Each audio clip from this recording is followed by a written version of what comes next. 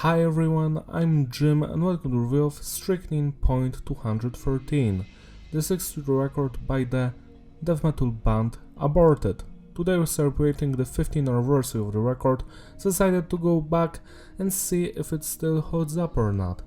My story with this band is quite simple. I actually remember when Gormageddon was released. I've enjoyed that record. Anyways, in 2008 I would listen to this band a lot, and I remember when this record was released, it wasn't received that well because of the experimentation with the sound.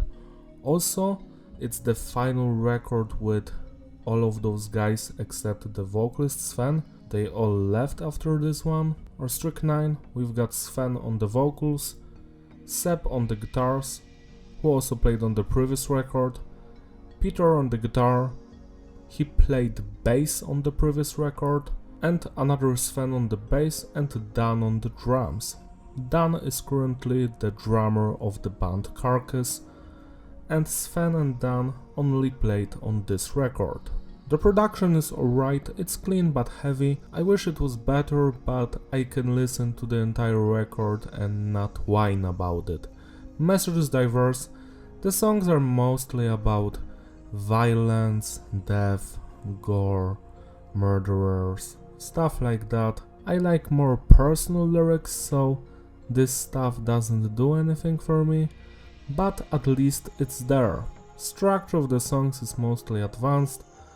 We've got standard intro, verse, chorus, bridge, one change, second change, chorus again and outro. It depends on the song. What you need to know is the fact that every song has like from 5 to 10 segments, and half of them repeat, half of them do not. Music on this record is again brutal death metal and death grind, but it has been injected with lots of metalcore, deathcore and groove metal influences. You can hear it all over the place. Some people hate it, I don't. I think it's a nice change of pace for this band, because how long can you play the same exact thing? I think the experimentation was a good idea. The album starts with the song Carry On. It's an intro. It has some vocals like a sample from a movie or some shit in the background. The first thing you're going to notice here is the drumming. It's stellar throughout the entire record. The drummer is very talented. His playing is tight and precise. He can blast beat. His double bass work is legendary. He can play it fast, he can play it slow, he can do it all. Then we've got the bass. It's not that audible and it just follows the guitars. The guitar work is the most interesting thing about this record. We've got lots of death metal riffs interjecting with more groovy parts, lots of guitar solos here that are very melodic. I was actually surprised, I truly enjoy that stuff. And finally we have some vocals by Sven. As usual, he screams and he growls the same way as he always does, and I enjoy it. Some songs also feature some electronic elements, which I actually do not enjoy. This intro, Carry On, is fine, I like it. It has some cool guitar parts, there's a breakdown at the end. It's great, 8 out of 10. Oviolatry, or however you pronounce it, is the best song on this record by far. I just love the guitar work on this song, so melodic, so memorable. The drumming, stellar as usual. Same with the vocals. This song is a classic Aborted song, and it seems so out of place because it has that metalcore feeling to it.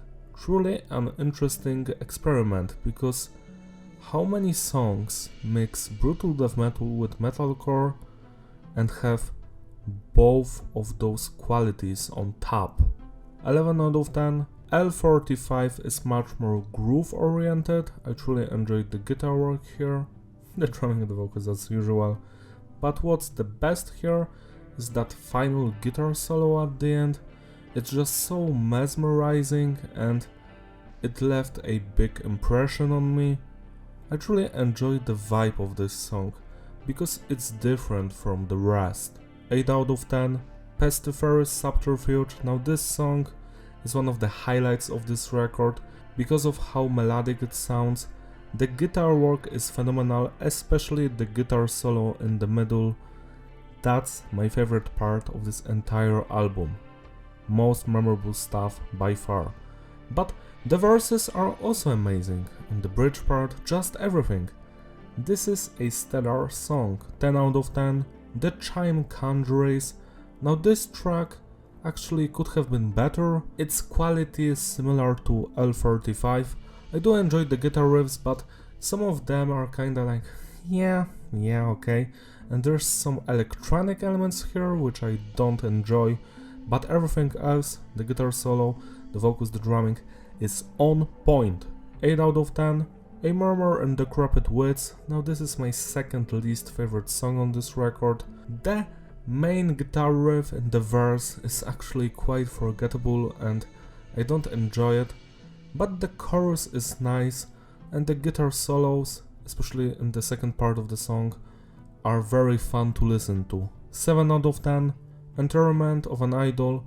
Now this is again one of the highlights of this record. I truly enjoyed the grooviness of this one, the brutality, the vocals, how it stays in your head. The guitar work is just phenomenal. Another stellar song, 10 out of 10. Bane is my least favorite song on this entire record. It just sounds forced and uninspired, especially at the beginning. It kinda sounds like old school Aborted in that way, that I don't find it that interesting, but some of the guitar riffs here and that guitar solo is on point. I truly enjoyed. So yeah, this is not a bad song.